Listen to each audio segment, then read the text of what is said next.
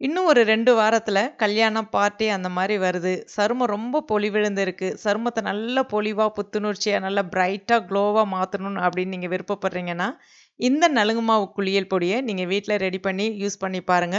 நீங்க நெனச்சு பார்க்க முடியாத அளவுக்கு உங்களுடைய சருமம் நல்ல பொலிவா இருக்கும். இது செய்யறதுக்கு பச்சை பயிறு 100 கிராம், மசூர் தால் 50 கிராம், கடலப்பருப்பு 50 கிராம், வெள்ள கொண்டைக்கடலை 10 கிராம், ஆவாரம்பூ 10 கிராம், உளுந்து 20 கிராம், அரிசி 20 கிராம், அஸ்வகந்தா 20 கிராம், பூலாங்கிழங்கு 20 கிராம், ரோஜா இதழ்கள் 20 கிராம், கடுக்காய் 2, மஞ்சிஷ்டா 20 கிராம், மகிழம்பூ 10 கிராம், வெட்டிவேர் 10 கிராம், நெல்லிக்காய் 10 கிராம், அதிமதுரம் 10 கிராம், பாதாம் பருப்பு 5 கிராம். இது இல்லாம நீங்க வேப்பிலை ஒரு 5 கிராம், சந்தனம் 5 கிராம் இந்த மாரி சேர்த்துக்கலாம். இது எல்லாமே உங்களுக்கு நாட்டு மருந்து கடைகள்ல கிடைக்கும். இது எல்லாமே நீங்க நல்லா வெயில்ல காய வச்சு, மிக்ஸியில அரைச்சு சலிச்சுட்டு வச்சுக்கலாம். இல்லன்னா நெறைய அளவுகள்ல செய்றீங்கன்னா, மிஷின்ல குடுத்து அரைச்சுக்கலாம்.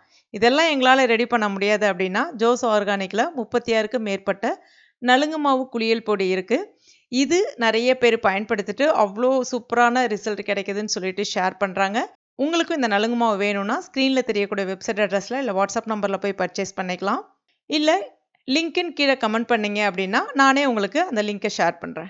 நலுங்கு மாவு குளியல் பொடி எப்படி பயன்படுத்தணும்னா, குளிக்க போறதுக்கு முன்னாடி ஒரு 2 ஸ்பூன் பவுடர்ல கொஞ்சமா தண்ணி சேர்த்து நல்லா மிக்ஸ் பண்ணிக்கோங்க. இல்லன்னா காய்ச்சாத பால் கூட சேர்க்கலாம்.